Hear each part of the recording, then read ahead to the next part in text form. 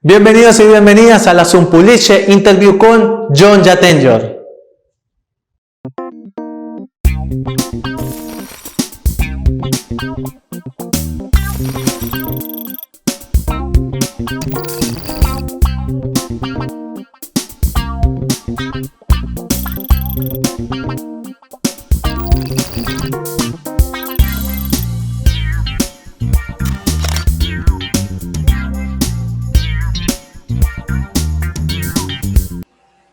Hello. Hello, David. Hello, Hi, David. hi. How are you? How are you? Fine. Fine. I'm Andres. I will be your translator. How are you? Andres, nice to meet you, Andres. I'm good. Nice to meet you. Good. It's an honor. ¿Cómo está? Okay. Salud, señor Benz. Muchas How- gracias. Saludos. How is your health, Mr. David? How's my home? Health. Your Health. health. Oh, my health is good. Everything is good. Yeah. We've been able to avoid getting sick here at the. Oops, sorry. We've been able to avoid getting sick here in New York, which is no small feat. How are you guys doing? You guys all right? Fine. Yes, we are Cool. fine. Very cool. Él dijo que ha estado logrado estar bien sano en Nueva York, entonces eso es importante. Oh, nos alegra muchísimo. Bueno, Mm. es momento de iniciar el momento más destacado. Vamos a, antes de iniciar con todo este proceso de todo el trabajo, porque es grande la trayectoria, empecemos con el primer filme de David, que es Salvaje de Ozark. Esa película es de 99, una de las favoritas, bueno, de mi mamá de hace mucho tiempo. Él hace como el papel de Lance Ozark. Me gustaría saber cuál fue la experiencia experimentar uno de los filmes con una trama que fue muy descubierta y muy entretenida en su época. Okay, David, we will start going early in your career with your first film, Okay. at least in IMDb, that is Ozark Savage, in which you played Lance Yes. Ozark. Yes. Very early, man. It's one of That's the so films. funny. John told me that it's one of the favorite films from his mother, and he wants to know how was your perception to doing this movie very early years, and how is your perception from this movie? That is so funny. I was literally telling my wife right before I got online with you guys that wouldn't it be amazing if they started with Ozark Savage? And you did. So you guys win. Ozark Savage was a student film. And it was made by, I went to the University of California in San Diego. I'm from San Diego originally, right? And while I was there in my senior year, my final year, there was a filmmaker I met named Matt Steinauer, and he knew me through his girlfriend, who was a theater director. And he was just looking for some guy to play this character. And he asked me to do it. And he had a short film that he showed me to say, like, this is what I can do. And the short film was so weird. It was so fantastic. It was like Quentin Tarantino and John Woo, but done for no money, right? And then but I loved it. So then he asked me to do the thing, and so we spent one summer shooting the first part of it, and then we spent the next summer shooting the second part of it. And that's how it came about. And that was before I went to graduate school in New York City. And so that's how it happened. It was my first movie I'd ever done. I'd never been in a movie at all.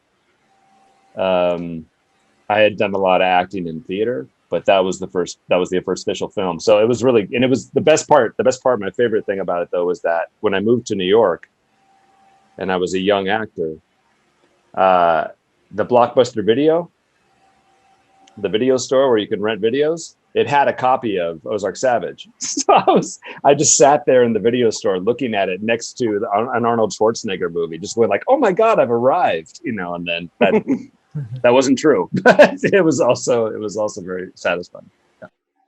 Yeah, man, you're right. We asked you about this movie, and now you are here with us, man. No. Yeah, that's it. There's a direct line. You will be surprised because John really watched those early movies from the people that he interviewed. Yeah. So I will translate, and he will love your answer, man. Gracias. Yeah. David, perdón. John, vas a amar la respuesta porque increíblemente momentos antes de la entrevista, David hablaba con su esposa y le dijo, si estos jóvenes me preguntan sobre Ozark Savage, ellos habrán ganado. Pues ganamos. Wow. Okay. Wow. No. No, la anécdota es increíble porque sí, fue su primer rol. Él había hecho teatro y él justo estaba terminando, pues él es de San Diego, y él estaba terminando pues el college allá, y de repente Matt Steinauer, que estoy acá sorprendido porque Matt Steinauer, digamos que era un cineasta que estaba comenzando en esa época, pero pues Sí. él tuvo que ver con campo WWE, él tuvo que ver con la serie animada de Hellboy, o sea, a ver, directorazo. Él le mostró un corto que él decía que era como una mezcla entre John Woo y Quentin Tarantino, y le dijo, no, mira, esto es lo que hago, quiero que protagonices pues mi primera película, pero Ozark Savage en realidad es un proyecto universitario. Lo increíble de este proyecto universitario y lo bien hecho que está, es que hay una anécdota muy graciosa cuando David va a una tienda, el Blockbuster, donde él vivía, y al lado de la película de Schwarzenegger estaba Ozark Savage. Y él dijo como que, lo logré. Entonces sí, fue un increíble inicio, y qué mejor manera de comenzar la entrevista. No, qué mejor manera de comenzar. Y esto sigue la cronología, Andrés. Es el momento. Oh, claro. Okay, David, I am so lucky because the next question is mine. It's for myself. Okay. I will ask you because you appear in 4 movies that is in every thought of my favorites. Wow. But 2 of these movies that are Capote, and you will laugh about the translation from you know okay, I don't remember, but in Latin America es El Doctor Muerte. Sí, yeah. Okay, that's a funny translation. But yeah. The thing I want to know about these amazing movies, now classics, are what is your perception about those laws about the dead? Because it deals with the subject in very different ways, because one is the dead bro, and another one is a very difficult subject, at least in Colombia, because that is dying with dignity. What are your thoughts about these amazing movies, and of course about these subjects that they deal? I think that dying with dignity is an incredibly important thing. I wish that more people would accept it. And one of my favorite things about being an actor is that if you're lucky, and I've been very lucky, you're able to be a part of a story that can help people understand the importance of dignity, right? Even if you're playing a bad guy, if you're part of a story that's helping people live their lives with dignity, then that's a beautiful thing to be a part of.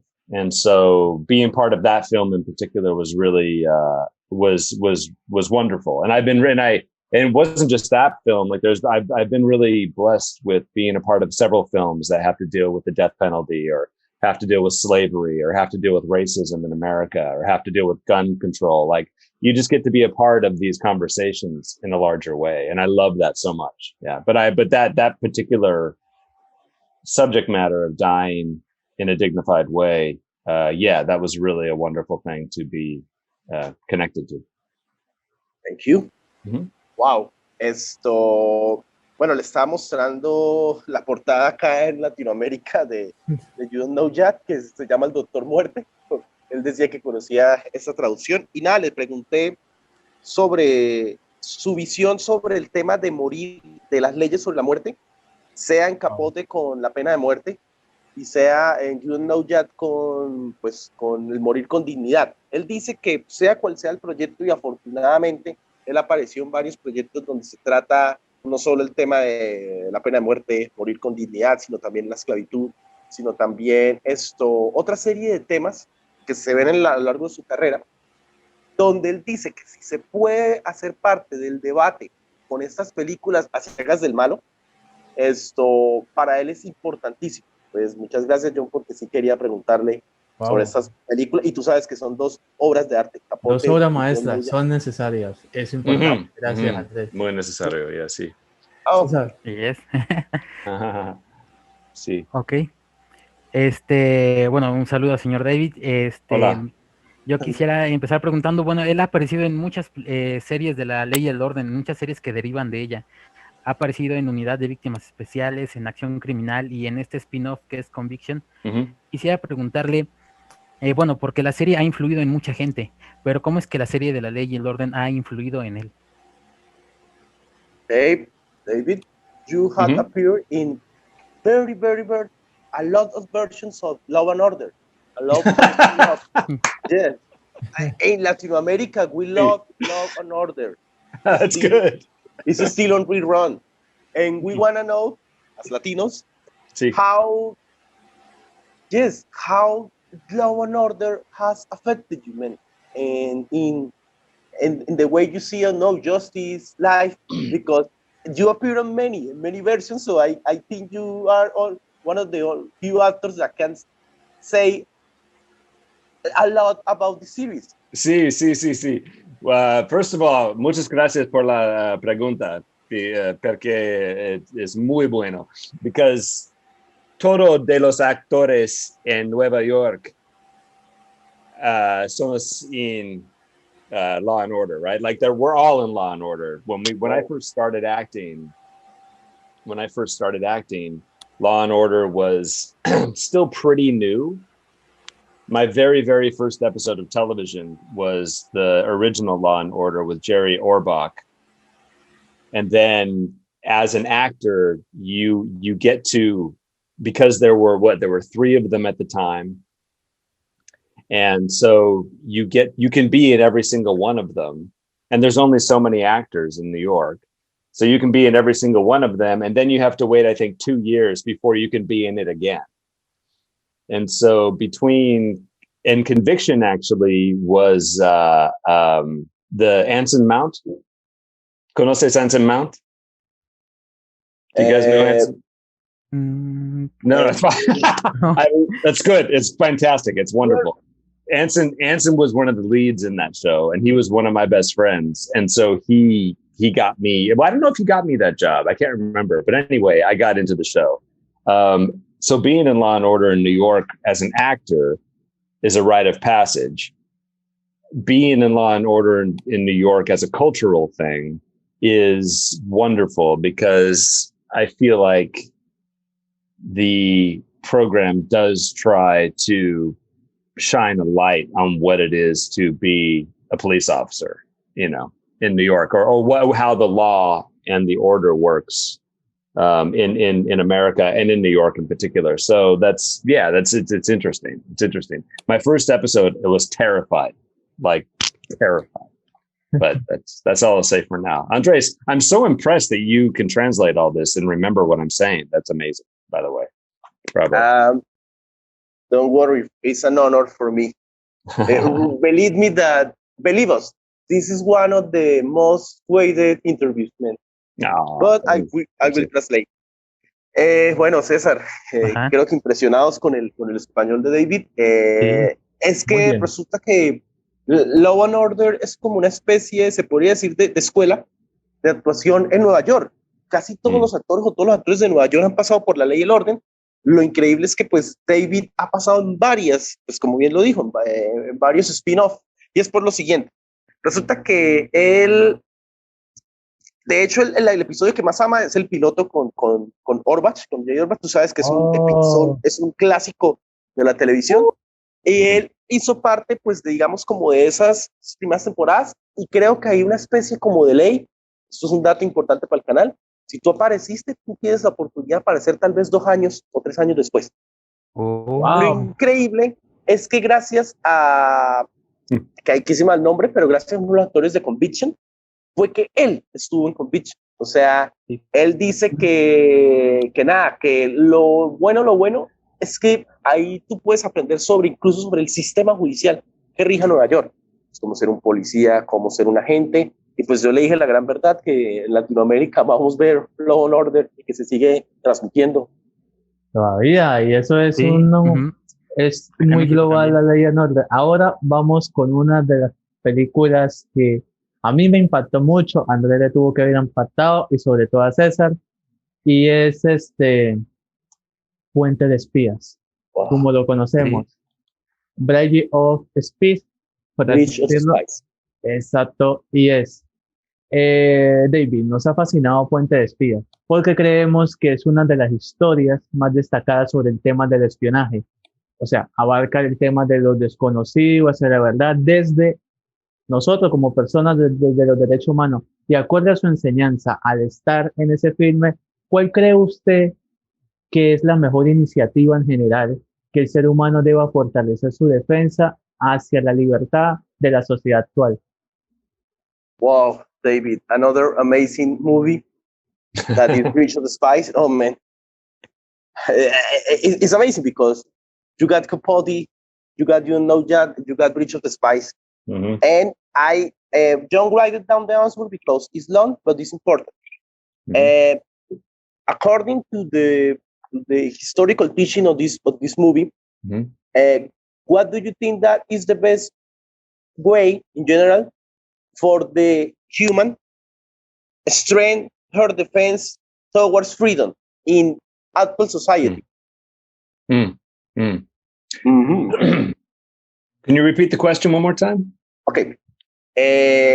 What, according to Bridge of the Spies, what is the best way to strengthen, I don't know, fortalecer, to make harder, bigger, the defense from freedom now in the actual days? Yeah.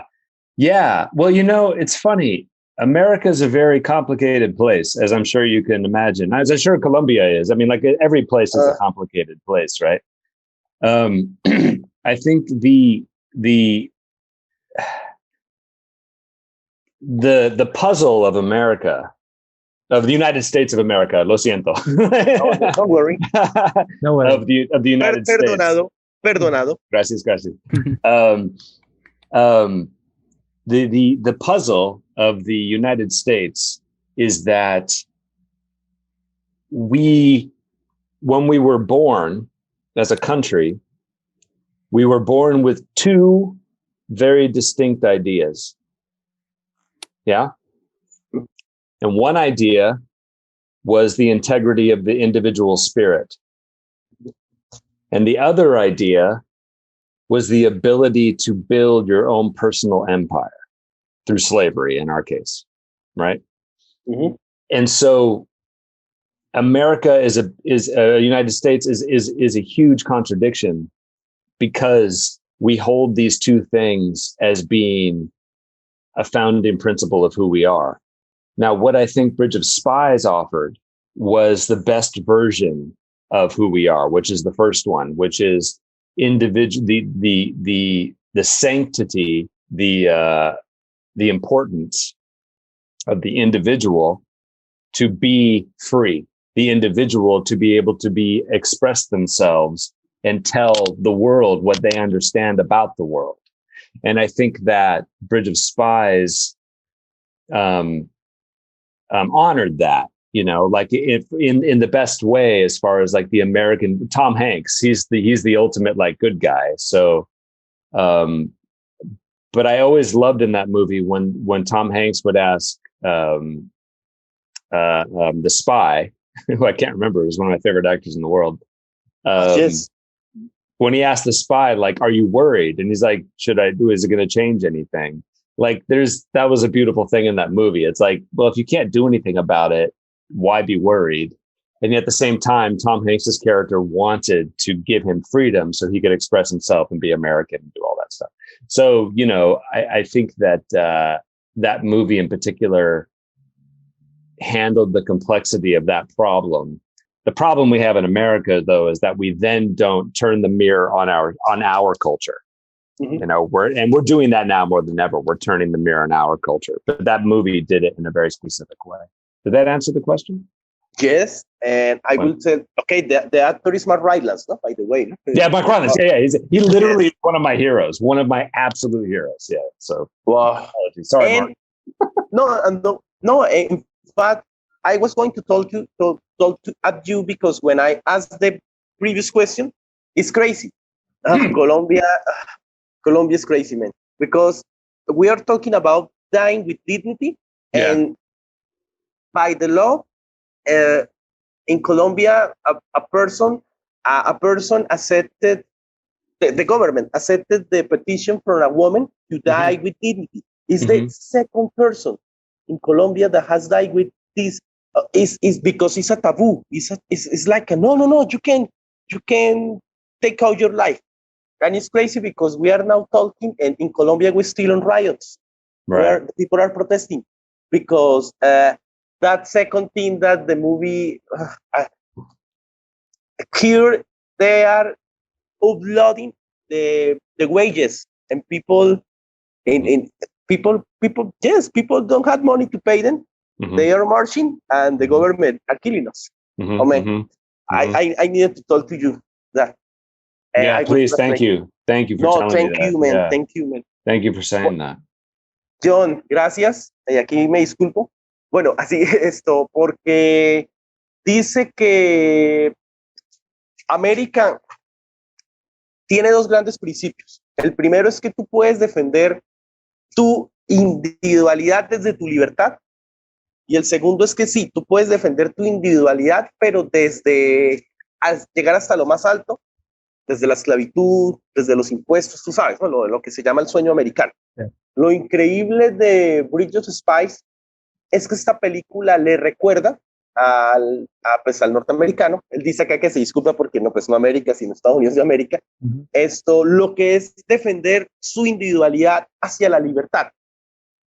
Obviamente con los diálogos pues, que tienen Tom Hanks y Mark Rylance. Dice que se disculpa por no haberse acordado el nombre de él, pero que Mark es uno de sus héroes. Es un actorazo. Entonces dice que es esa dicotomía, ¿no? De que Tom es el que lo está ayudando como a recuperar su libertad y está asustado, pero a la vez, tú sabes, ¿no? En esos diálogos donde Mark está a la vez calmado. Entonces, esta película lo que se convierte es como en ese espejo donde se tiene que ver reflejado, pues se puede decir que Norteamérica, pero yo que cualquier nación. Entonces, aproveché y le conté pues que hablando de la anterior película, la de Jhon Jatenjor, que en Colombia hasta ahorita se aceptó la segunda persona que pueda morir con dignidad, ¿no? Tú sabes, ¿no? El caso de la señora, que porque acá es un tabú.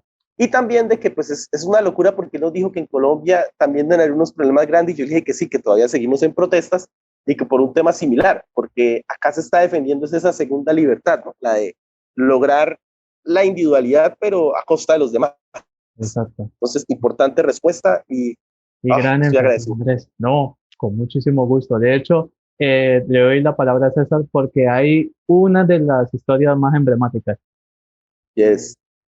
Ok, de acuerdo.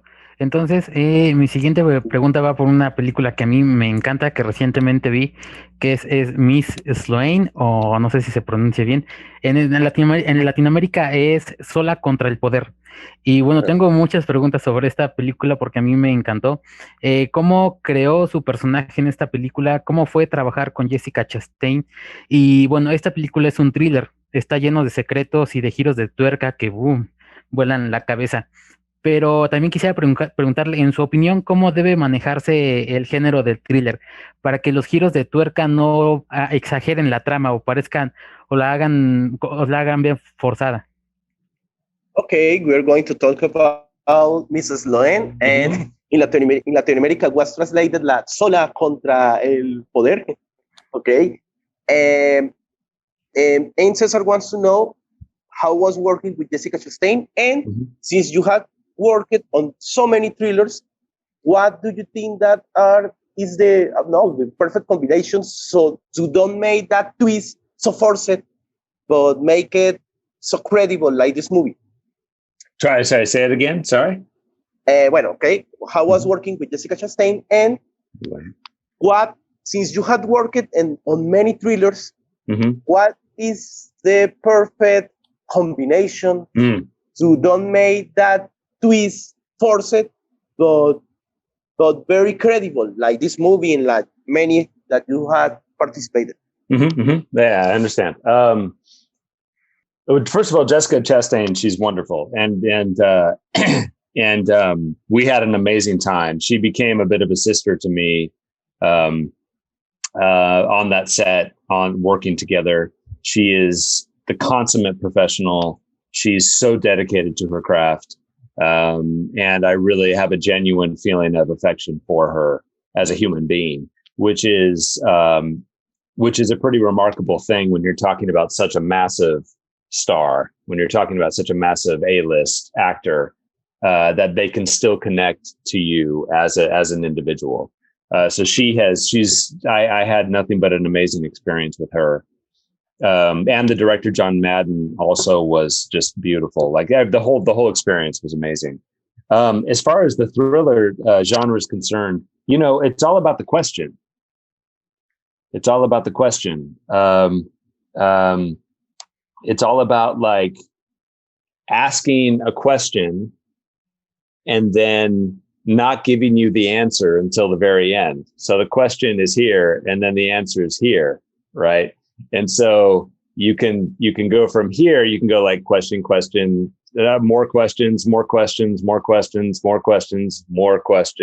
and then you get the answer here. And if the answer covers all of the questions that you've asked, then you have a successful story. But if the answer doesn't actually connect to all of the questions that you have asked as a storyteller, then you have an unsuccessful story. The important questions, obviously not. There are some questions that you can just let go off to the side, but initially you have to essentially answer the question that you've asked. Like Star Wars is a great example. Like, Luke, where did he come from? Oh, he's Darth Vader's son. Question. It's like it works out. So I would say that's what Miss Sloan was attempting to do as a film. Okay, thank you. Bueno, César, que dice que logró un gran afecto, o sea, casi como una hermana, se podría decir, con Jessica, entendiéndose el nivel, pues, de estrella y actriz que es ella. Pero, y para la pregunta sobre cómo sería el thriller perfecto, pues se supone que todo parte de la pregunta que tú te hagas en la película. Bueno, hablemos de un caso que tú hagas un thriller. Dices que si todas las respuestas que des a lo largo de la película responden esa pregunta inicial, tienes el thriller perfecto. Pero pues tú no vas a dar la respuesta de primero. Entonces, por ejemplo, lo da con el ejemplo de la Guerra de las Galaxias. La pregunta inicial es esto: ¿quién es el padre de Luke? Pues Darth Vader. Entonces, si todo lo que tú respondes en lo largo de la historia va respondiendo pues esa gran pregunta inicial, y obviamente cuando pues tú te enteras de esa gran verdad, pues te sorprendes, pues creo que ahí tienes la mezcla del thriller perfecto. Obviamente, ¿no? Hay que entender también que esta película fue dirigida por John Madden, que John Madden es un maestro, un maestrazo de ese género. Entonces, creo que ahí tienen los elementos perfectos. ¿Listo, César? Wow, gracias, sí. De hecho, ¿era posible volver a regresar para la última pregunta y finalizar? Okay, David, time is running off. We want to ask you the favor if you want to log off and then log on with the same link. So we do the final question. And perfect. Yeah. Of course. Okay. Of course. Sí, ya. Okay, see you soon. Le lanzo la pregunta a Andrés para que la plantee bien.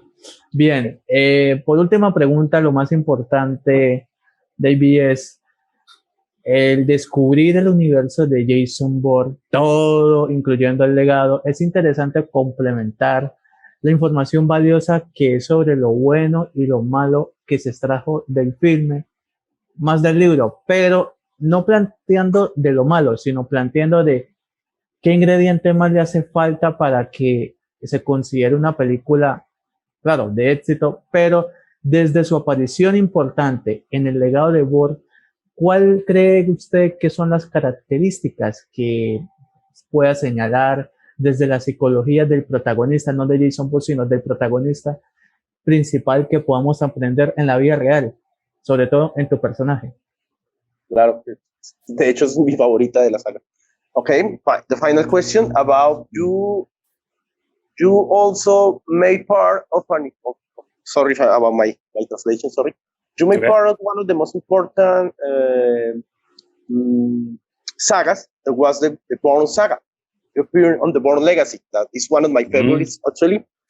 So, discovering this universe from Jason Bourne, and knowing that John is reading the book, what is the psychology that you can extract from your character doing the drone inspector, so we can learn now in real life? That's a great question. Yes. They have a real problem with drone operators in America where they can't, in the United States. Don't worry. And I know, but I'm trying to be, yeah, you got it. Sensitivo, see? But the drone operators in the United States, they will sit in a room in Nevada, say, and they will fly these planes that will go and bomb a village or someplace in Afghanistan. And then they go home to their children, knowing that they just killed children. And although the film wasn't about a drone pilot, it's about not Jason Bourne, but it was about the legacy of Jason Bourne. But that being said, when you're playing the role, there is an essential denial, a sense of denial that you have to, I think, accomplish if you're going to be functional in society as a drone pilot. Because I think when you're in war, you're surrounded by war. So you can be a warrior and then go to bed at night with other warriors. So there's an affirmation of what you're doing. But if you're a warrior who goes home at night to his children and to his wife, then, which is the case of my character in that film, I think, then that switch isn't so easy to turn on and off. And it can really mess with your head. And they have a lot of drone pilots that are very, very disturbed mentally, committing suicide and things like that, because they know what they did. And they go home and look at their children and think, I just took someone else's child away from them, but I'm here at home and I'm watching TV with my child. So it's an interesting problem. It's a really interesting problem. And I think they have made a movie about that problem, but I can't remember. Yes, it's called Eye in the Sky. Mm-hmm. Yeah, right. With the guy from Breaking Bad, right? Yes, with Aaron Paul. Yeah, Aaron Paul, exactly. But the thing I like is that both movies complement, because yes, Bourne, we can say that it's an action movie, but got so many grains. It's so real. It's not an agent that, I don't know, is fighting people and then kissing the girl. No, these is things that are happening now with the drone war, with the and I really love that movie, man. And the role. Yeah. So yes, I think that was the question. I will translate. Oh, good. Yeah, please. Well, John, tú sabes muy bien la psicología aquí me voy a tomar unas libertades, la psicología tan dura que maneja el personaje de David en esta película. Sabes muy bien que está en una estación en Nevada manejando unos drones. De repente, con los drones, él comanda una orden y no sé, manda a matar a un niño en Afganistán. Y de repente, él vuelve a su casa con su esposa. David trae a colación, obviamente, una película pues a mí me encanta, que es Eye in the Sky, Ojo en el Cielo, con Aaron Paul. Porque sabes muy bien que también The Bourne Legacy, y eso es lo que hace increíble esta saga y esta tercera parte, es muy real, ¿no? dice que una cosa es que tú estés en la guerra y listo, matas a se puede decir tus enemigos, y te vas con tus compañeros, con tus guerreros, a seguir en el área de batalla, pero otra cosa es que tú estés en la guerra, entre comillas, mates a alguien y en la noche vuelvas con tu esposa. O sea, eso es como que muchas personas que están tomando esas acciones como las del personaje de él, se están suicidando. O sea, porque ellos saben muy bien que ellos acabaron de salir de su oficina y acabaron de matar a un niño en Afganistán. Un ejemplo, con los drones. Muy fuerte. Creo que, pues yo sí le voy a pedir un saludo a una amiga, pero pues nada, dale. Felicitarlo. Yes. Maestro. Gracias, muchas gracias. Es muy significativo para nosotros, la verdad es un sueño cumplido. También no vamos a hacer preguntas de esta película, pero La Profecía con Pierce Brosnan junto con usted, qué dupla tan excepcional. Ojalá que algún día entrevistemos a Pierce Brosnan y hablemos sobre usted. How is the translation of the movie? ¿Cómo es la traducción de la película? La Profecía. The Prophecy? Sí. Yes, The Prophecy. No, we got so many things to talk about. We are not going to talk about The Prophecy, but we hope someday told to Chris Brosnan. But man, in fact, I want to ask you a favor. One friend of mine is called Anna. She's a fan of your work in Hells on Wheels. She says that this is one of the series that people doesn't talk a lot, but it's a very great series, and she loves your work there. Oh, what series is it? Hell on Wheels. Hell on Wheels. Hell on Wheels. Oh yeah. Hell on Wheels is great. The lead guy in that show. Sí. It's my best. It's one of my best friends. Yeah. And he's the guy from Law and Order. Sí. Pues John, Anson Mount. Connection. De Hell on Wheels es el mismo. Es uno de los mejores amigos de David y fue el que lo ayudó en la ley del orden conducción. Entonces, ¡wow! Entonces, te voy a agradecer a Ana porque Ana fue. We went to acting school together. Wow. Fueron a escuela de actuación juntos. Bueno, son amigos. Wow. Ana tiene el saludo exacto. Y por último, un saludo al canal, un saludo en Colombia. Okay. David, please give us a hi to the channel, to Colombia. And if you want to say a hi to my friend Ana Cárdenas, Ana, that he's the fan of your work in Hells on Wheels. And if you want to give us your social media so we can follow you, this is the space, this is the time. Oh, fantastic. Well, hello, Colombia. Hola, Colombia. I've never been to Colombia, but I've heard amazing things about it. Seriously, I have actually heard amazing things about it. I would love to go there someday and possibly meet you guys, have a cafe. Hello, Ana. Hola. Mucho gusto. It's so nice to meet you, and I'm glad you were a fan of Hell on Wheels. And I don't do social media. So Okay. We are lucky ones. No, it's an honor, man. It's such an honor. From my friends, but for me, it was like, yeah. Oh man, seriously. That means a lot. Thank you guys. Thank you so much. It was so nice to speak to you all. I appreciate it. One picture. We will take one picture from the social media. Sí. Oh, gracias, David, por esta oportunidad. Gracias, David. Keep in touch. Thank you so much. Keep in touch and let me know what you guys are doing. You have my email, right? John, tienes el correo de David. Él quiere que sigamos en contacto. Thank you guys. Yeah, keep in touch. Thank you guys for everything. I appreciate it. No, thank you. Thank you. No, gracias a ti. Bye, bye, David. Gracias. Un honor. Bye. Bye. De nada. Adiós. Bye. Ya saben, en la Sunpublishe Interview con Jhon Jatenjor los invita a suscribirse, darle me gusta, compartir y disfruten de estas grandes entrevistas inéditas a las grandes celebridades del séptimo arte a través de las traducciones simultáneas del inglés al español y del español al inglés y muchas curiosidades más.